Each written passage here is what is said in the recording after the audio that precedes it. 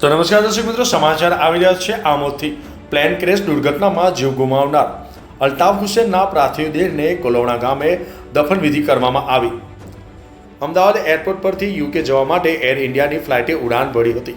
ઉડાન ભર્યાની ગણતરીની મિનિટોમાં જ પ્લેન અમદાવાદની એક બિલ્ડિંગના ઉપર પડતા તેમાં સવાર એક મુસાફરને બાદ કરતા તમામ મુસાફરોએ જીવ ગુમાવવાનો વારો આવ્યો હતો, જેમાં ભરૂચના આમોદ તાલુકાના કોલોણા ગામના અને હાલ યુકે ખાતે સ્થાયી થયેલા અલ્તાફ હુસેન ઇસ્માઇલ પટેલ ઉર્ફે જીવા માસ્તરે પણ જીવ ગુમાવ્યો હતો। તેઓએ કોલોણા ગામની હાઈસ્કૂલમાં એસએસસી સુધી અભ્યાસ કર્યો હતો। ફાર્માસિસ્ટની ડિગ્રી મેળવી ભરૂચમાં દવાની દુકાન ચાલુ કરી તેઓના જીવનની શરૂઆત કરી હતી। એ પછીના થોડા વર્ષો બાદ તેઓ યુકે ખાતે સ્થાયી થયા હતા।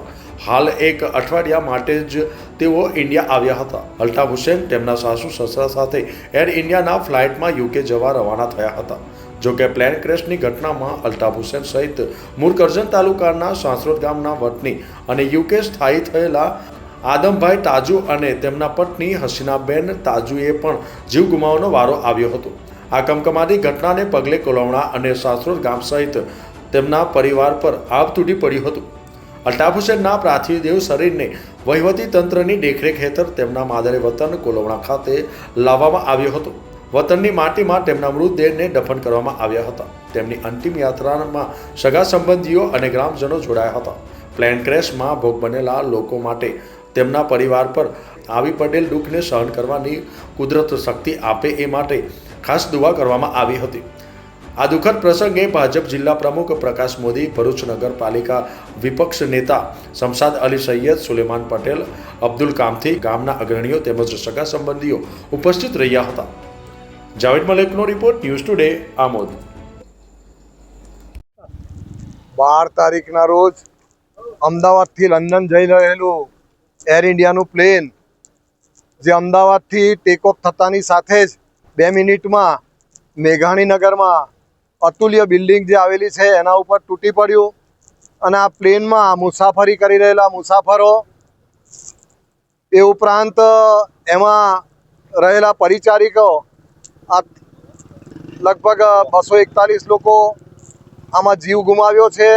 એક વ્યક્તિ એમાં કુદરતી રીતે બચી જવા પામ્યો છે અને આ પ્લેન જે અતુલ્ય બિલ્ડિંગ પર તૂટી પડ્યું અને એના કારણે એમાં મેડિકલનો અભ્યાસ કરી રહેલા આશાસ્પદ ડૉક્ટરો તેમજ વિદ્યાર્થીઓનું પણ આ હાદસામાં કરુણ મૃત્યુ થયું છે।